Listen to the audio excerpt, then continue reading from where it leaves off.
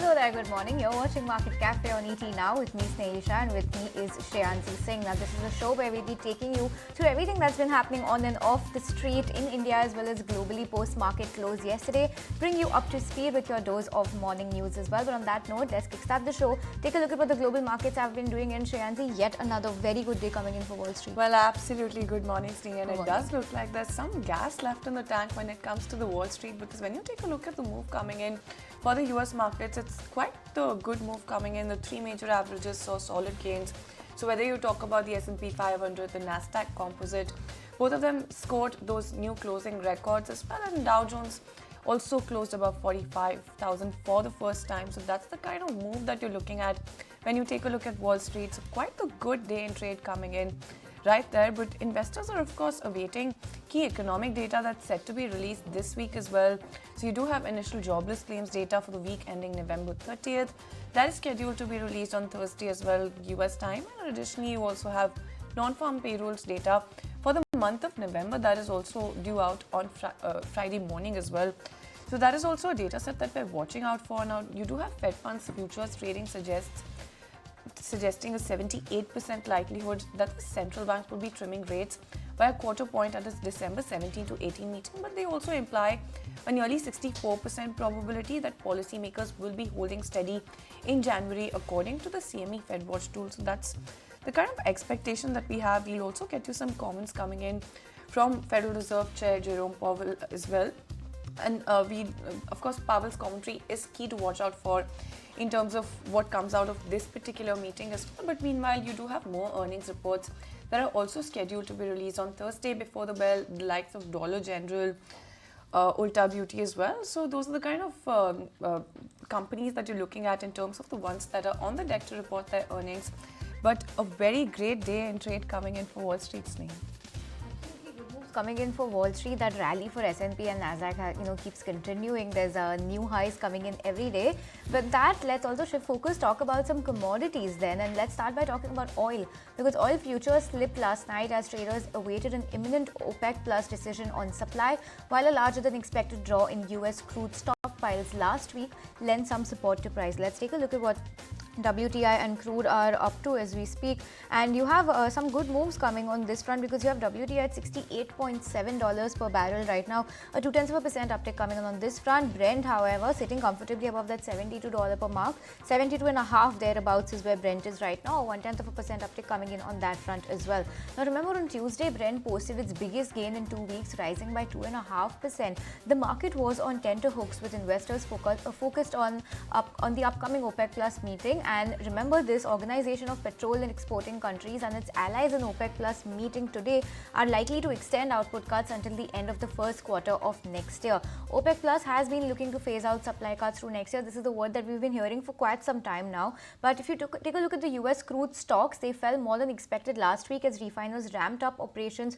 This is what the IEA has said. Gasoline and distillate stockpiles rose by more than expected during the week. A shaky ceasefire between Israel and Hezbollah, South Korea's curtailed declaration of martial law, and a rebel offensive in Syria also threatens to draw in forces from several oil-producing countries. All of this has led support to oil prices. But let's keep it going with oil, and we'll come back and take a look at what gold is up to, because gold has also rebound on benign US payroll data. But on that note, let me also take it across to my colleague Ashesha, who's joining us bright and early this morning to tell us what we can expect to hear from the OPEC Plus meet today. Ashesha, good morning. Well, yes, all eyes will be on OPEC Plus outcome, which is expected to come in later today. Remember, the meeting was originally scheduled to happen on the 1st of December, which was later postponed. And the main agenda of the meeting is to review supply for 2025. Expectations are that production revival is expected to be postponed yet again by another 3 months. Now, production revival of about 180,000 barrels was expected to come in every day from January 2025, but this is expected to be postponed yet again by another 3 months. Now, demand continues to remain a concern. Remember, China is the biggest importer of crude oil, and there are demand concerns from China, because of which OPEC Plus has been postponing output revival for quite some time, which is expected to come in this time around as well. Remember, if at all it comes through, this will be the third consecutive pause by the oil producing group. And apart from demand concerns, remember, apart from OPEC, several other countries are also boosting their output. So several reasons why OPEC Plus has been compelled to review their production cut and delay their production cut. So yes, all eyes will be on OPEC Plus meeting, outcome of which is expected to come in later today. Well, absolutely, Ashisha. Thanks for that update coming in on that OPEC Plus meeting. So that is definitely something that we're watching out for, at least when it comes to the oil markets. But let's get you a list of cues that you should be watching out for then. And firstly, let's take a look at cues back home. Of course, Devendra Fadnavis is going to be sworn in as Maharashtra's CM, and there was quite the suspense coming in on Mahayuti's pick, and you do have some suspense still sustaining about Eknath Shinde's role. But with that being said, Devendra Fadnavis is going to be sworn in as Maharashtra's CM, and that is the latest update that we're watching out for in terms of the oath ceremony that is set to take place today as well. In terms of global cues, you of course have the OPEC and non-OPEC ministerial meeting as well that we've talked about. You also have US trade as well as initial jobless claims data. And from the Eurozone, we're watching out for retail sales data as well. So keep an eye on that as well. And in terms of corporate action, you do have Sudarshan Chemical Industries. That'll be mulling fundraise, so even that counter will remain in focus. Absolutely, lots of cues to watch out for today. The big event obviously going to be the swearing-in ceremony of the Maharashtra CM at 5:30 p.m. today. But on that note, then let's zoom out a little, shift focus to some top headlines coming in from across the world. And the Federal Reserve Chairman Jerome Powell has said that the U.S. economy is stronger than the central bank expected back in September when it first began cutting lending rates. Speaking at an event, he added that the Fed can now afford to be a little more cautious in the policy journey. He said that, and the said remarks align Powell with his cautious bloc of policymakers. Now, just last month, we heard him say that the central bank could carefully deliberate over rate cuts and need not be in a hurry. Inflation and jobs data since then, and Waller's comments in particular, substantially pushed up market expectations of another quarter-point cut in the benchmark rate to a range of 4.25 to 4.5%. Alright, then moving on, meanwhile, you do have European Central Bank President Christine Lagarde signaling towards weak economic growth in the months to come, with downside risks also dominating the medium-term outlook. Now, she added that the central bank was fixated on its inflation mandate and has multiple tools at their disposal to tackle the challenge. Now, she's also clarified that the ECB will be continuing to cut lending rates even as they don't commit to a particular rate path. Now, here's a snippet from her speech then. Information available at our October meeting confirmed that the disinflationary process was well on track. Our deposit facility rate, often referred to as the DFR, the rate through which we steer the monetary policy stance, is now at 3.25%. We will review our stance again next week, following our data-dependent and meeting-by-meeting approach. As a result, we are not pre-committing to a particular rate path. Okay, then let's keep it going with all the important global stories. And that's not all, because the Bank of England Governor Andrew Bailey also hinted at 4 interest rate cuts that could be in the pipeline over the next year. And as a rationale, he cites that inflation in the region has cooled off faster than anticipated. Now remember, if all 4 trims come to fruition, the central bank will successfully bring down key interest rates to around 3.75%, adding to the 2 reductions that have already taken place this year to date. Alright, then moving on, shifting focus back to the United States, where the services sector has slowed in November after those big gains in the previous months as well. However, growth has remained above consistent levels with solid macro growth in the fourth quarter. The ISM non-manufacturing purchasing managers index slipped to 52.1 versus 56 in October as well, which by the way was the highest level since August 2022. Okay, meanwhile, let's get you the latest from South Korea, where President Yoon Suk-yeol has accepted the resignation of his defense minister, the first member of Mr. Yoon's cabinet to lose his job since the president's short-lived declaration of the martial law stunned the country. Meanwhile, MPs South have begun impeachment proceedings against Yoon Suk-yeol. Additionally, Japanese Defense Minister Gen Nakatani has postponed his visit to the country. And in a statement, China says that it hopes South Korea will take effective measures to ensure the safety of all Chinese citizens and institutions, its foreign ministry said on Wednesday. The comments were made in response to a question discussion about South Korea's brief imposition of martial law and its potential impact on China-South Korea relations and the security situation on the Korean peninsula.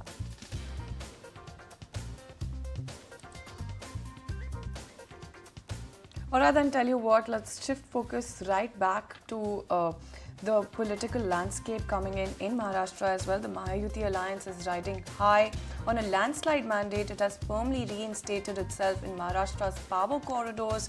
Devendra Fadnavis is set to take oath as Chief Minister for the third time today. Reports also suggest that Eknath Shinde and Ajit Pawar will be taking oath as his deputy chief ministers. Now, this formidable coalition has promised a future of economic resurgence, infrastructure marvels, and policy stability as well. But first, tell you what, let's go across and listen into what Devendra Fadnavis then had to say during the press conference as well. मैं स्वयं माननीय हमारे मुख्यमंत्री एकनाथ शिंदे जी के पास गया था और एकनाथ राव जी को मैंने ये निवेदन किया था कि हम सभी की इच्छा है कि इस सरकार में वे स्वयं हमारे साथ रहे। शिवसेना के भी विधायकों की इच्छा है और महायुति के भी विधायकों की इच्छा है और मुझे पूर्ण विश्वास है कि वो हमारे साथ रहेंगे। Okay, well, we also spoke to Rashid Kidwai, visiting fellow ORF and political commentator Aditi Fadnis, consulting editor Business Standard, as well as Sanjeev Srivastav, political commentator, on what could be major issues that Fadnavis will have to face during his tenure. Let's go across and listen into what they had to say. We look at all those, mega projects and infrastructure development and all those things. But Maharashtra has a lot of other teething problems. You look at the, plight of farmers and particularly in Vidarbha region and Western Maharashtra. So, and the kind of poll promises. You look at even this, that Ladki Bahina Yojana, the amount of money that is going to drain is just colossal. Where is the money going to come from? I think there are a lot of question mark over it. So this double engine ki sarkar, that concept of double engine ki sarkar is actually very relevant for Maharashtra, whether it works or not, because here is a state which is very economic terms, very progressive, full of idea, full of potential, full of manpower. You name any aspect of it, it's there. So there is no, it's not like, Uttar Pradesh or some other state. So if Mr. Devendra Fadnavis is not able to turn it around in, let's say, a year or two, then obviously questions are going to be raised. In Maharashtra now, what you need is equity and what you need is growth. You people have already voted for welfare and all that stuff. Now you need to have actual investment coming in, investment being translated in terms of jobs, and you need to have equity, which is very, very important given the unemployment situation. So it's not welfare that is necessary, it's growth, which will hopefully lead to equity.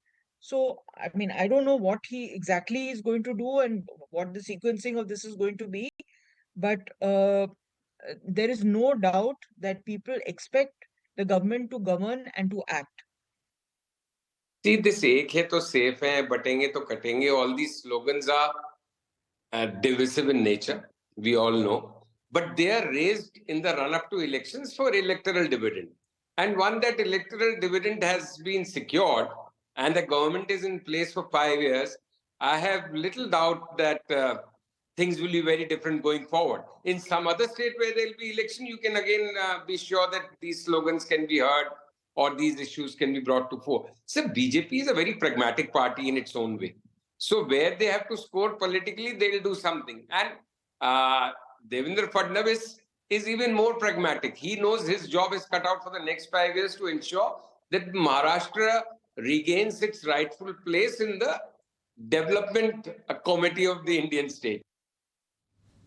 All right, then that was the latest word coming in from all of those experts about the political landscape in Maharashtra, and Sneha, it was quite the landslide victory and quite the suspense after that. Absolutely. But tell you what, let's take a quick break. When we come back, we'll take stock of how the Asian markets are faring. All right, then as promised, let's get you a check going on how the Asian markets are then faring. South Korea's Kospi, let's take a look at that one first. because that's the one that opened higher but quickly lost momentum. Currently, a downtick of 0.6% is what you're looking at when it comes to KOSPI. Let's also take a look at Australia's ASX 200 because that is the one that is trading higher, 0.3% uptick coming in for that one. On the flip side, you do have Hong Kong's Hang Seng Index as well as Shanghai. Let's also take a look at those. Hang Seng is the one holding on to those losses of 0.8%. Shanghai is the one that's not doing all that much, but down 0.1% regardless. So those are the kind of moves that you're looking at least when it comes to those indices. And Japan's Nikkei is also the one holding on to a 0.7% uptick. Thereabout on your screens as well, it should show up shortly. Japan's Nikkei is the one that we're looking at right now, and largely that is the kind of handover that we have coming in from the Asian markets. Now back home, of course, Nifty shut shop around the 24,460 levels, and currently what is being penciled in is a good start, especially with that handover coming in from the US Nikkei that's really strong. It does look like it's going to be panning out to be a good day for us. Global markets have, done pretty well. Asia looking mixed on the spot. At least we're indicated for a good 50-60 up move coming in. But on the futures, it's looking to be a tempered start. But we'll just have to wait and see how these global cues pan out for us this morning. But on that note, here's everybody that we'll be speaking to today over the course of the day. At 9:20 a.m., we'll be joined by Sameer Arora, founder of Helios Capital, to talk about where he's seeing value in the street, if the correction is done and dusted with, and what's the outlook for the market going ahead. At 9:40 a.m., we'll be joined by the management of Texmaco Rail and Engineering. Indrajit Mukherjee, Vice Chairman, will be joining us to talk about what their order book pipeline is looking like going ahead. At 9:50, then we'll be joined by Umesh Revankar, the Executive Vice Chairman of Shriram Finance, to talk about the trends that they are seeing in the loan industry and what the loan growth is going to look like going ahead as well. At 10 a.m., then we'll be joined by B. Thiagarajan, MD of Blue Star, to talk about how their AC business is expected to shape up now that winters are just round the corner. And lastly, at 10:20, we'll be joined by Kanika Pasricha, the Chief Economic Advisor of Union Bank of India, to talk about what we can expect from the MPC meet outcome tomorrow in terms of the outcome as well as the stance. So watch out for all of these market guests as well as managements on ET Now on the market today.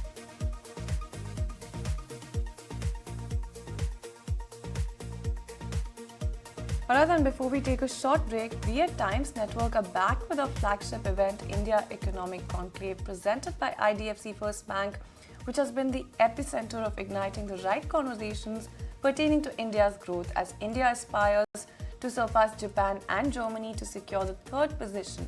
India needs to sustain its economic resilience amid global challenges and implement policies aimed at faster economic growth.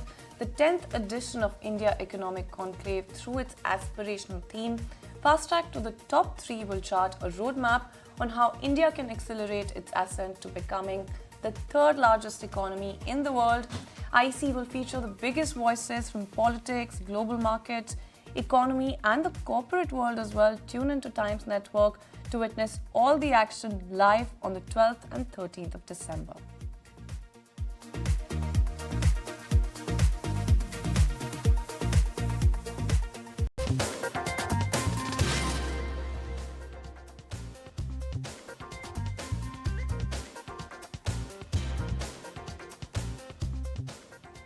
Hi there, welcome back to Market Cafe. Thanks so much for staying tuned to ET Now. Let's take it across to my colleague Gaurav now, because the crucial MPC meeting is kicking off today as India continues to face elevated inflation and softness in growth. The committee is largely expected to hold policy rates and maintain stance, but the focus this time would be on liquidity management according to experts. Gaurav, hi, good morning. Busy couple of days coming for you. Tell us what we can expect to see from this meeting.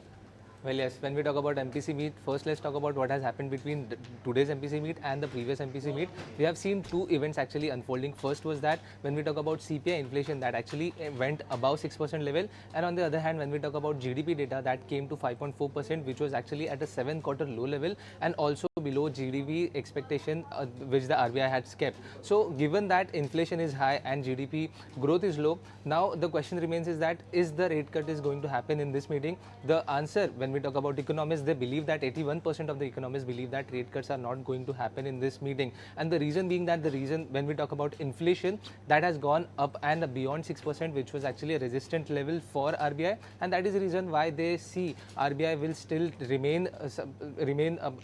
maintain maintain their status quo. When it comes to rate cut decision, they will not cut their rates and they will keep the rates at 6.5%. Now let's not forget that this will be 11th consecutive meeting where RBI will be keeping rates constant, because we have seen the last rate cut actually happening, rate changes happening on February 2023.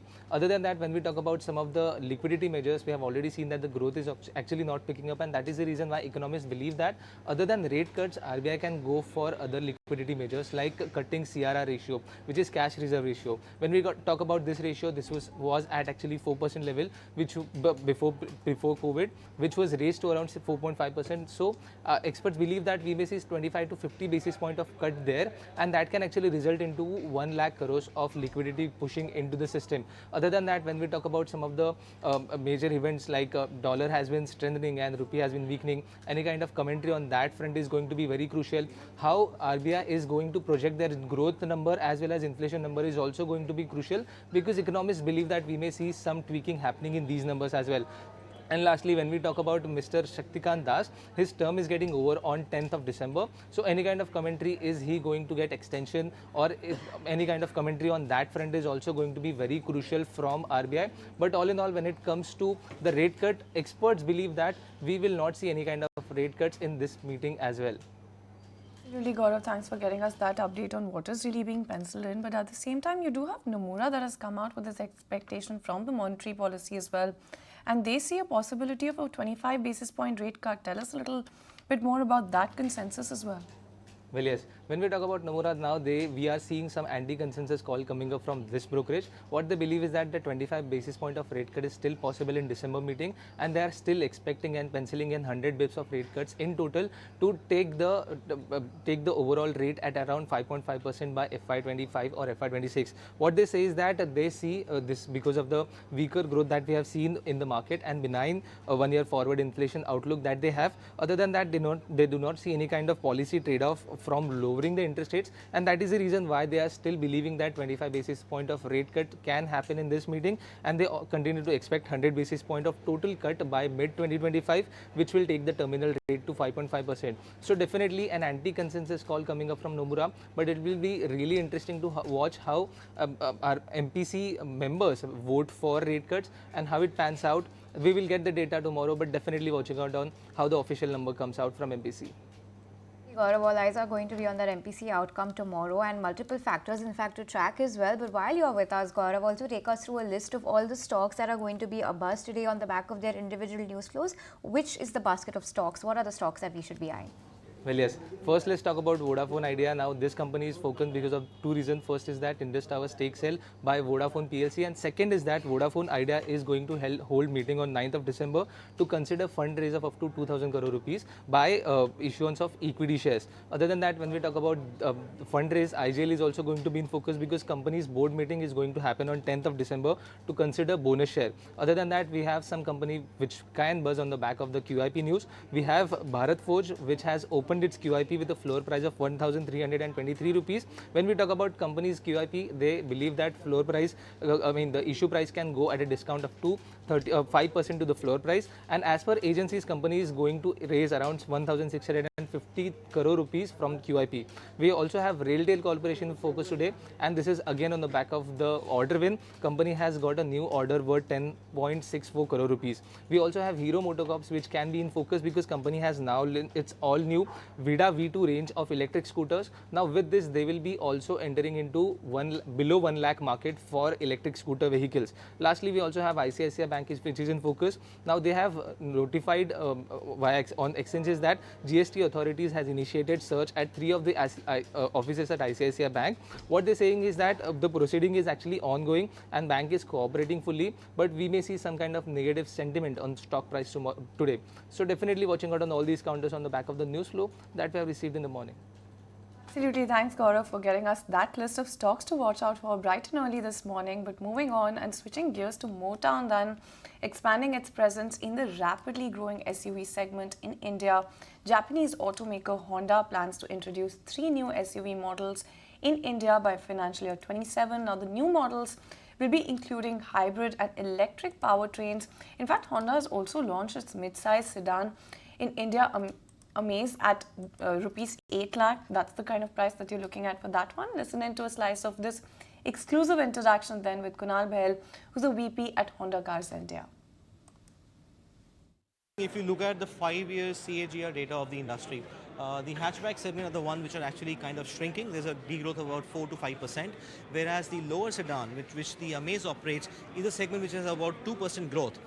Even if you look at this financial year, the first 8 months, the degrowth of the hatchback is about -22, whereas the lower sedan is only -4. Despite that, you have two phase outs like one of the nearest competitor and us. So, which basically gives a very strong confidence that the hatchback buyers are actually trying to upgrade themselves to a 3-box sedan car, and that is where we believe in future sedan are going to be popular. Yes, definitely there is a very specific craze for the SUV buyers, but sedan still plays a very important role, and that gives us a strong confidence of introducing the 3rd generation Amaze now. About electric car plans, well, the whole world is moving towards electric, and customers, they are waiting to see first electric from Honda.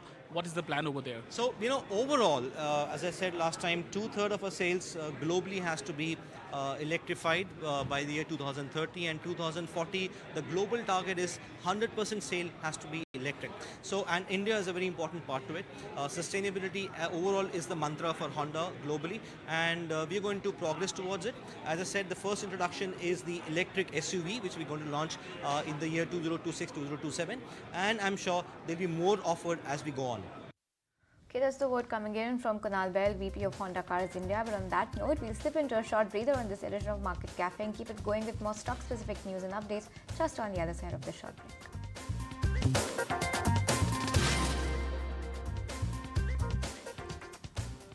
Hi there, welcome back to Market Fatafa. Thanks so much for staying tuned to ET now. Let's also take a look at how Indus Towers will benefit from the Vodafone PLC stake sale that we've been hearing about. Samit is joining us with how this is going to impact Indus Towers, as well as what the details of this, the contours of this stake sale are. Hi, good morning, Samit.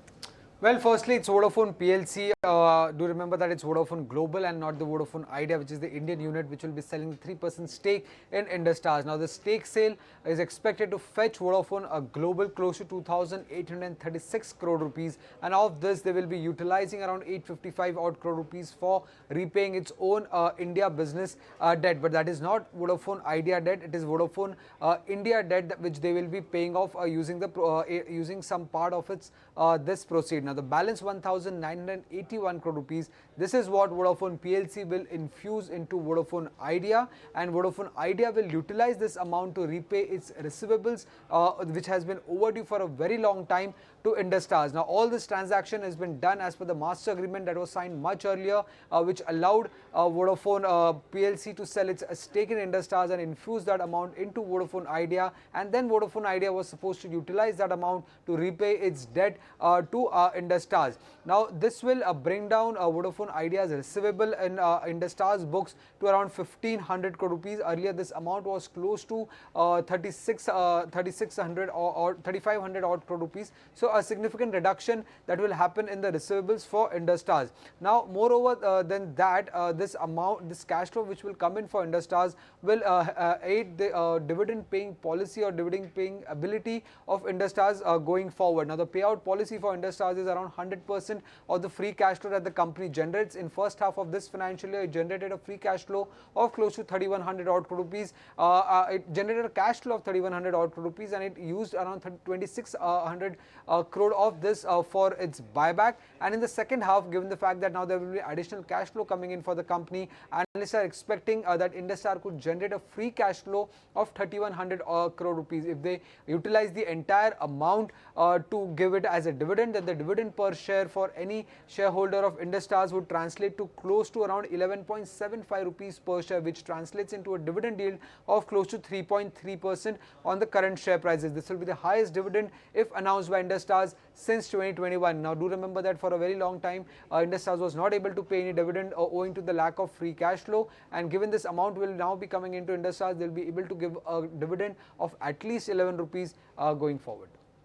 Really, thanks, Samit, for that update coming in on Indus Towers. That's the stock to watch out for. But tell you what, we're also watching out for the IT pack, because you do have the IT sector that is in focus on the back of that Bank of America note that sees 7 key trends shaping up for the IT sector. next year, what do those trends look like? Are there more legs to the BFSI recovery, and what does AI's outlook then look like?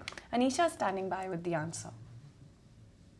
Well, yes, there's a positive note coming in from Bank of America wherein they are saying the optimism at the end of calendar year 24 is different from the kind of optimism that we saw at the end of calendar year 23. So definitely things are looking much better right now than what the situation was last year. They're talking about the 7 key trends for 2025 wherein they're talking about how BFSI has already seen the early signs of recovery, but they see more legs to the BFSI recovery. So that's going to be one of the major tailwinds for the IT sector in the coming year. In fact, they're expecting other sectors to join in as well. So, of course, it's going to get a lot more broad-based in 2025 as we move forward.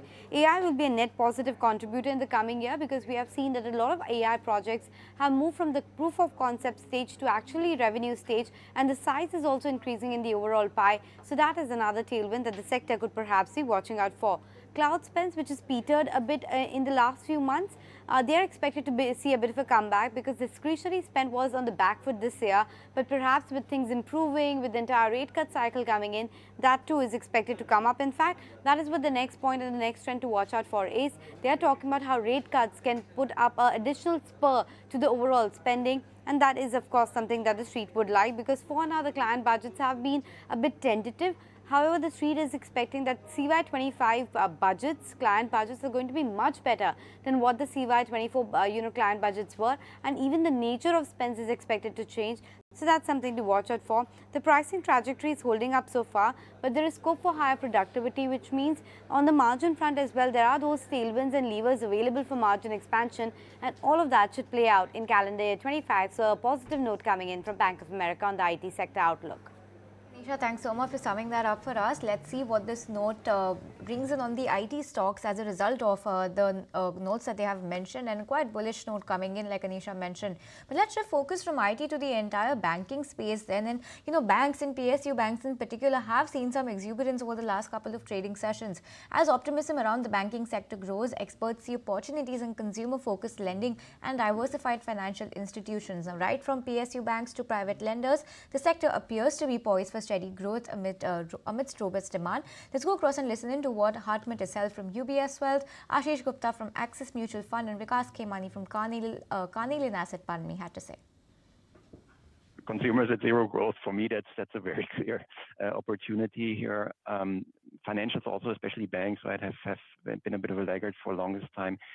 It's also, right, I think the softest point for them. I think in financial, the trend is quite clear that really the banks are holding up much better than NBFCs. We are also seeing diversified non-lenders continuing to do well, whether they are capital market companies, platform companies, and even insurance companies. I think large banks and insurance companies within the financial pack look the most interesting to us besides the platform companies. My opinion, where we found good, bets on especially PSU banks and some of the banks where, without much change in the business, dynamics, you've seen good 40% kind of 30 to 40% kind of corrections. We find that pocket very interesting, and that's where we've done a little bit of shopping.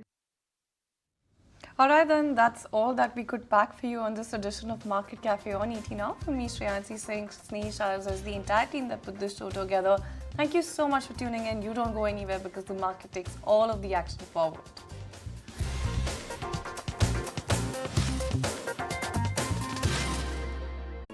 If you like this video, then like, share and subscribe to ET Now.